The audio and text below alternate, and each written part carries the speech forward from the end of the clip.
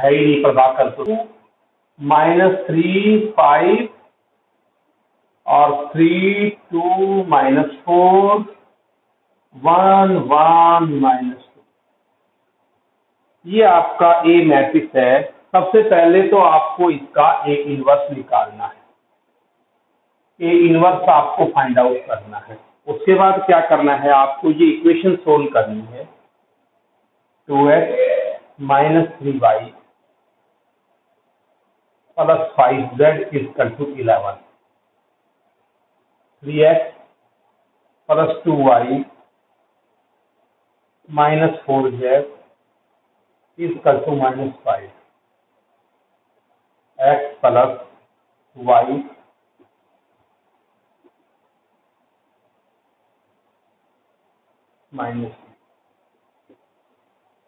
तुम लोगों को हैरानी होगी, है भाई गवी से मेरे पास पिछले साल एक लड़का आता था +2 का, कहीं कोई कोचिंग नहीं ली उस बच्चे ने, ठीक है। मैथ मेरे पास पढ़ा है, फिजिक्स यही गली मोहल्ले में किसी के पास पढ़ा है, केमिस्ट्री एक मैडम के पास जाता था अपने स्कूल, और उस बच्चे का 99.9 परसेंटाइल आया है।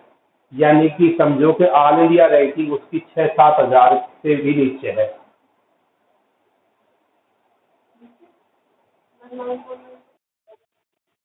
एक प्रांजल आता था, मेरे घर पे आता था, मेरे घर पे बैठता है। तो मेरा कहने का मतलब ये है, AIEEE के अंदर बेटा जहां बहुत अच्छे अच्छे तुखम बच्चे रह जाते हैं, क्वालिफाई भी नहीं कर पाते, उस सामान्य से बच्चे की ये परसेंटाइल है। उसकी वजह क्या है कि आपको बुक पढ़नी है। गविश तेरे लिए बता रहा हूं भाई मैं कि क्या करते हो तुम लोग, हाँ ये परेशान होने की, ये तुम लोग क्या करते हो, फिर जी तुम्हारे को समस्याओं के समाधान में लगाए रखती है और आप लोग बुक नहीं पढ़ पाते अपने आप बुक लेके। तो बुक पढ़िए, बुक में है सब कुछ। ये सारे वाहियात के मुश्किल मुश्किल सवालों में उलझा के रखते हैं, जो इजी सी चीजें है ना मेंस में वो आती हैं।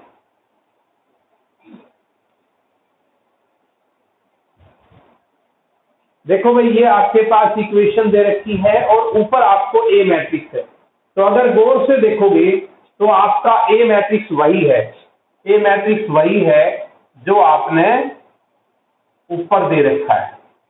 तो केवल आपको कंफ्यूज करने के लिए पहले इसका इनवर्स निकलवा लिया, फिर इसी को इसमें इस्तेमाल करना है, अलग से ऐसा नहीं है। ये ए आपका यही आएगा। कर लोगे, करके दिखाऊं, पहले ए इनवर्स निकाल लेना, फिर इसका जो ए है ना वो सेम आएगा और सोल्व करना। बताओ करूं, हो जाएगा सभी का?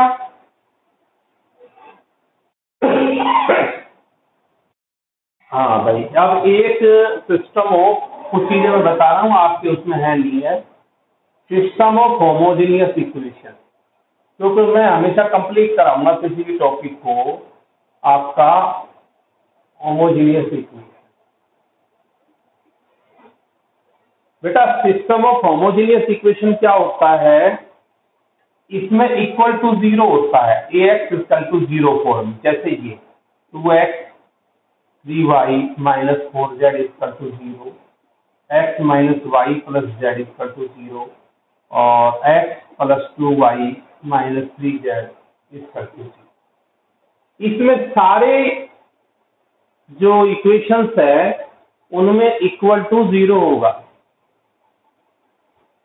अब ऐसी इक्वेशंस को हम कैसे सोल्व करेंगे, ये हमारे लिए एक समस्या समाधान है। देखिए कैसे होगी सोल्व, ये ध्यान से देखो बेटा। इसमें दो बातें होंगी। सबसे पहले आप इसका ए डिटरमिनेंट निकालोगे, ए डिटरमिनेंट। अगर ए डिटरमिनेंट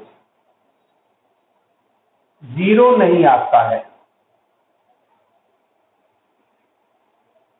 ए डिटरमिनेंट 0 नहीं आता है, ठीक है, तो आपका यूनिक सॉल्यूशन होगा, तो आपका होगा x की वैल्यू 0, y = 0, z = 0। इसको हम कहेंगे ट्राइवल सॉल्यूशन।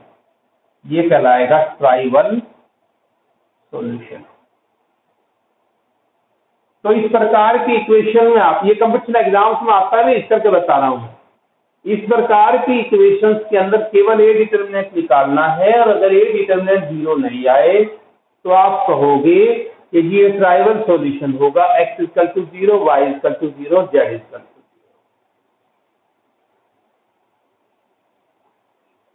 और अगर ए डिटर्मिनेंट 0 आ जाए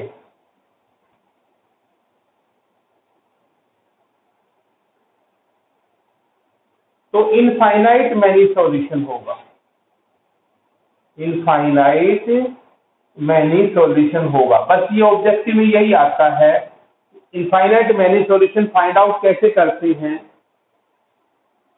इन दो इक्वेशन के अंदर, कोई दो इक्वेशन के अंदर z को k ले लेते हैं, फिक्स कर देते हैं z को k। कोई दो इक्वेशन में z को = k लेके और सोल्व कर देंगे x y के रूप में इक्वेशन को, k के रूप में आंसर आएगा, x का भी, y का भी और z का। दोबारा सुनो कैसे सोल्व करते हैं हम इसको। अगर ए डिटर्मिनेंट 0 नहीं आया तो आपने एक ही लाइन में सॉल्यूशन होगा x0 y0 z0, इसको हम कहते हैं ट्राइवल सॉल्यूशन। और अगर आपका ए डिटर्मिनेंट 0 आ जाता है, ए डिटर्मिनेंट यदि आपका 0 आ जाता है तो उस सूरत में क्या होगा? आपका इनफाइनाइट मैनी सॉल्यूशन होगा, और इसको हम नॉन ट्राइवल सॉल्यूशन भी कहते हैं, नॉन ट्राइवल सॉल्यूशन। हालांकि ये हमारे सिलेबस में नहीं है। और वो इनफाइनाइट मैनी सॉल्यूशन कैसे निकालते हैं कि z को दो इक्वेशन में k रख लेंगे, दो वेरिएबल में इक्वेशन में आ जाएगी, x y में इक्वेशन आ जाएगी, x की और y की वैल्यू k के रूप में हम सोल्व करते हैं। ठीक है भाई, अगर समय है तो मैं आज करा दूंगा। भाई ये टॉपिक आप लोगों का कंप्लीट हो गया है। अब इस टॉपिक में मेरे बताने लायक कोई काम नहीं है। कल मैं रिलेशन का टॉपिक कराऊंगा, एक एक्सरसाइज है, कल में हम रिलेशन खत्म करने का प्रयास करेंगे।